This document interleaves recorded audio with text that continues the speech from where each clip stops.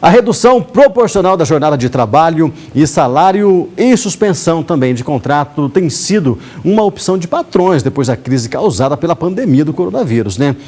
O respaldo legal vem de uma medida provisória editada esse mês. Vamos falar ao vivo de novo com a Luciana Miyazaki, ela tem mais informações para nós. Lu, essa é uma solução que muitos empresários estão tomando, né? Porque não tem receita, não tem como pagar funcionário, né? Exatamente, Cid. Diante dessa crise que a gente está vivendo, a gente tem, então, vários empresários que já fizeram a suspensão temporária dos contratos de trabalho ou então fizeram a redução de jornada e também redução dos salários de 25%, 50% ou 70%. Havia uma grande dúvida se essa medida provisória precisava de aprovação ou se já estava valendo. Já está valendo, sim. Quem explica para a gente, a advogada Manuela Tucunduva. Olá, boa tarde. Boa tarde. Então, ou seja, está valendo realmente e com força de lei, inclusive, né? Sim, essa medida provisória está em vigor, as empresas que quiserem, as empresas e empregados, porque tem que lembrar que é um acordo entre as partes, se eles quiserem firmar esse acordo, ele já vai estar valendo. A única coisa é que para conseguir o benefício emergencial do governo, as empresas devem comunicar ao Ministério da Economia que fizeram esse acordo no prazo de 10 dias. E também devem comunicar os sindicatos respectivos para que eles fiquem cientes e, caso queiram, façam também uma negociação coletiva. E aí, tem uma outra dúvida em relação aos sindicatos, né? O sindicato, ele é consultado neste momento ou então ele tem o poder de vetar? Fala assim, não vou aceitar esse acordo. Como que funciona?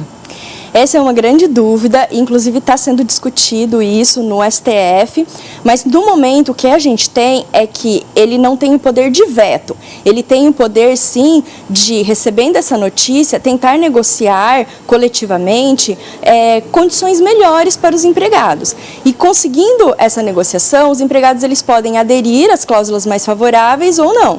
Então, assim, o que ele tem é condições de atuar em defesa dessas pessoas, inclusive tentando reverter abusos que podem ser cometidos. Ou, de repente, negociar alguma coisa.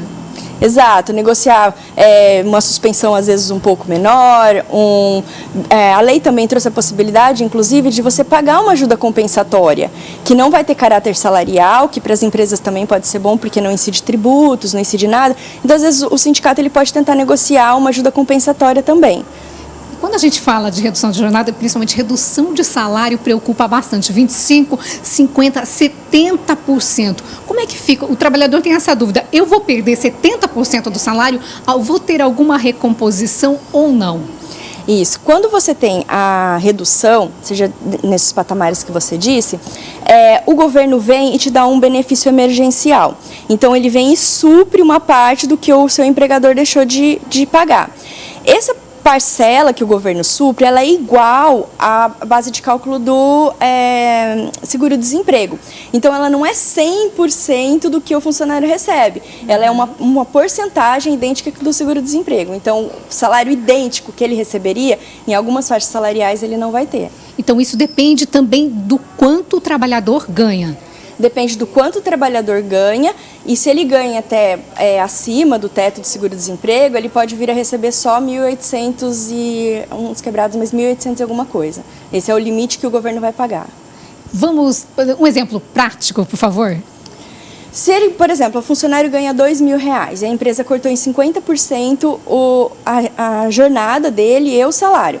Então, a empresa vai pagar os R$1.000 e o governo vai repor com a porcentagem do seguro-desemprego, que seria 80% nessa faixa do salário. Ele vai ganhar em torno de 1.800, alguma coisa desse tipo. Ou seja, ele não há esse risco de ele perder metade da renda ou 70%? Não, ele não vai perder metade da renda. O governo vai recompor boa parte da renda. É que é difícil a gente dizer um valor fixo, porque depende da faixa salarial que ele estiver e do enquadramento do seguro-desemprego que ele está. Mas o governo vai repor uma boa parcela para a maioria dos funcionários. Do jeito que está, a medida provisória está valendo, mas por um período também, né? Pré-determinado.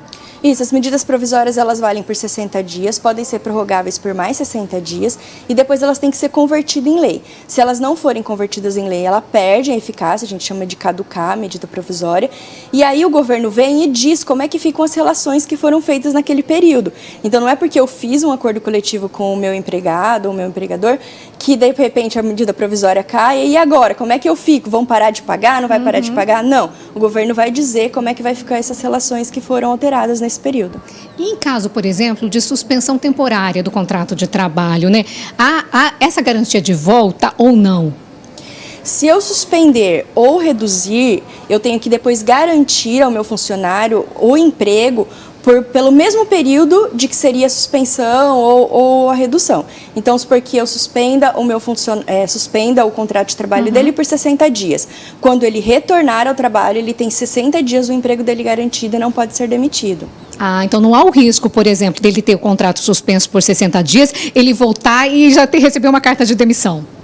Não, a medida tenta exatamente que essas situações não aconteçam, tanto que ele impõe que o empregador que fizer essas demissões, ele tem que pagar daí uma indenização, ele vai ter que pagar, tem consequências para o empregador com relação a isso. E essa medida provisória, ela tem ganhado adesão aqui? O que vocês têm percebido? Sim, muitas empresas aderiram, não só aqui como no Brasil inteiro. A gente tem milhares de notícias já e é um fôlego para o caixa da empresa. Eu acho que é uma medida bastante válida. Todas as medidas que podem ser feitas antes de uma demissão, acho que elas são válidas e devem ser tomadas pelas empresas nesse primeiro momento. Mas tem muita dúvida ainda, né? Muita dúvida e eu acho que com as decisões agora do STF, hoje ele continua o julgamento, com as primeiras decisões que a gente tem visto na justiça, com liminares, essas dúvidas vão clareando um pouco mais, mas por enquanto é muito recente para a gente dizer efetivamente como que vai ser. Ou seja, essas decisões que estão por vir provavelmente não vão alterar, pode vir algum acréscimo, digamos assim? Elas estão vindo mais no sentido de esclarecimentos mesmo, não de alteração do que já foi decidido. Eu acho que nesse momento de caos mesmo, empresas e empregadores podem se pautar nas MPs que foram editadas por enquanto. Tá certo, doutora. Muito obrigada, então, pelos esclarecimentos. Ou seja, realmente, né, Cid, é uma alternativa tanto para o trabalhador quanto para o empregador. Mas que tem dúvida, tem, né? E quem é que não fica com medo, não é mesmo? Não tenha dúvida, Lu. Obrigada pelas suas informações, obrigada, doutora, também. Não tenha dúvida. É uma forma que o empregador vai ter que agora se virar mesmo para resolver a situação dele também, né? Já que tem essa disponibilidade, o empregador vai, corta o salário do funcionário e o governo repõe. Até porque, se não fizer isso, vai mandar embora. Qual que você prefere? Ser mandado embora ou você ter uma porcentagem do seu salário ali e o governo te dá o restante, né? O que vai ter uma diferença, isso é fato.